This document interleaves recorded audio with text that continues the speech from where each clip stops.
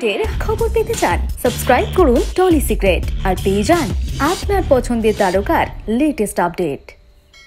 গতকাল রাতের কলকাতা দেখালো প্রতিবাদের এক অন্য চেহারা। রাতের কলকাতা জন্ম দিল অজস্র স্লোগানের।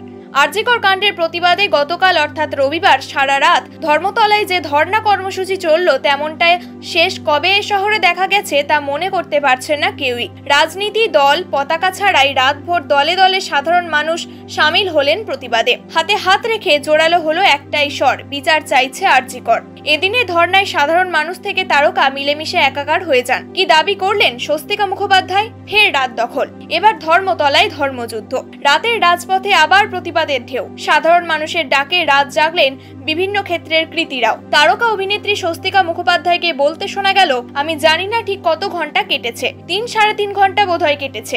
আমরা তো কোনো সাড়া পাচ্ছি না। যারা সিদ্ধান্ত নিয়েছেন যে এখানে অবস্থান করবেন তাদের সিদ্ধান্তই থাকবে। এখানে এক রাতের নোটবন্দি হয়। ধর্ষণ খুনের ঘটনার 23 দিনেও বিচার হলো না। তিনি আরো বলেন, বিচারের আশা তো অনেকটাই করেছি, কারণ সরকারটা তো আমাদের সরকার, এটা তো অন্য কারণ নয়। আমরা তো এই সরকারকেই চেয়েছি, তো সরকার বিচার কেন এনে দেবে না আমাদের? কবে আনবে এখন সেটাই প্রশ্ন। কারণ 23 দিন তো হয়ে গেছে। ওই একটা সিভিক ভলেন্টিয়ার একাই সব কাজ করেছে, এই কথায় আমরা কেউ বিশ্বাসী নই। এটা কেউ বিশ্বাস করছে না।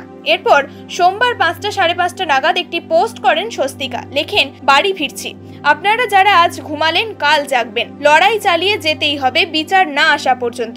নিজেকে সোশ্যাল মিডিয়ায় প্রতিবাদের একাধিক পোস্ট করতে দেখা যায় তাকে। শুধু স্বস্তিকাই নয়, এদিনের প্রতিবাদ কর্মসূচিতে সক্রিয়ভাবে অংশ নিয়েছিলেন সোহিনী সরকার, বিদীপ্তা চক্রবর্তী, উষসী চক্রবর্তী, দেবলীনা দত্তের মতো একাধিক পরিচিত মুখ।